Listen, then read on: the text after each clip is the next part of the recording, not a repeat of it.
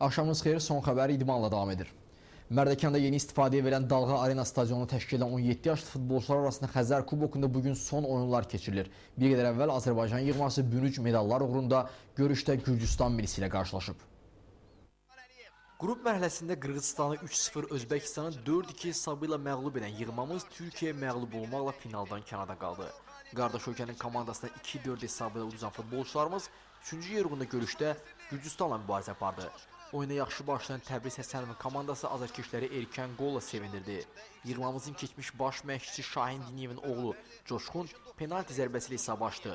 Bundan sonra komandamızın fərqi artırmaq üçün şanslar olsa da istəyimiz reallaşmadı.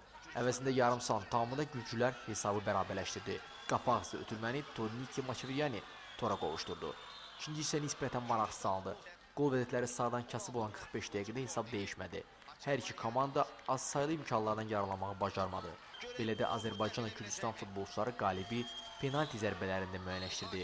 Rəqib komandanın bütün futbolçuları zərbələri qeyri-dəqiq vurdu. Əvvəlcə Çiçilaşvili və Papunaşvilinin zərbələri ərəfdən yayındı. Maçeviryani zərbəsini qapıçı qaytardı. Təbriz Həsənovun komandası isə 3 penaltini dəqiq vurmaqla bürünc medala sahib çıxdı. Sadiq Quliyev, Orxan Əliyev və Ruslan Nəsiminin zərbələri komandaya turnirdə 3-cü yeri qazandırdı. Danimarkada təşkil edən gənclər arasında Avropa çempionatında qrup oyunları davam edir. B qrupunda ikinci turun görüşləri o qədər də məhsuldar olmayıb. Avropa çempionatının ilk turunda İspaniya ilə heç-heçə oynayan İngiltərə gəncləri Ukrayna millisi ilə görüşdə də bir xalla kifayətlənməli oldu. Oyunun favoriti ingilislər sayılsa da Ukraynalılar pis təsiri bağışlamadı. Hətta 12-ci dəqiqədə hakim ingilislərin qapısına penalti zərbəsi təyin etsəydi, hadisələr fərqli məcrada da cərəyan edə bilərdi. Lakin qapılar ağzında bir neçə təhlükəli vəziyyətin yaranmasına baxmayaraq azarkeşlər bu görüşdə qol görmədi və tərəflər hərəyə bir xalla kifayətləndi. İngiltərə yığmasının xal itkisindənsə İspanlar maksimum faydalandı. Qrup lideri Çexiya ilə qarşılaşan İspaniya millisi 27-ci dəqiqədə qol istəyənə çatdı. Atletico Madridin oyuncusu Adrian əla qurulan kombinasiyanı uğurla tamamladı.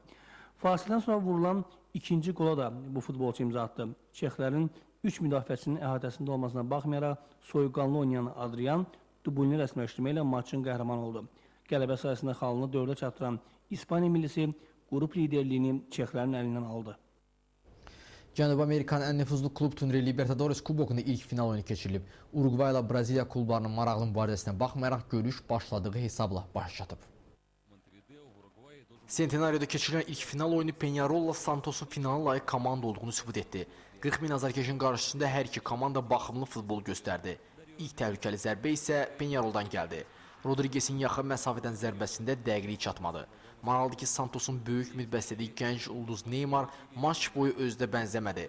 Cristiano Ronaldo kimi keçidləri ilə alqış qazanan sambaçı tez-tez yeri yıxılmaqla da aktyorluq bacarığını göstərdi.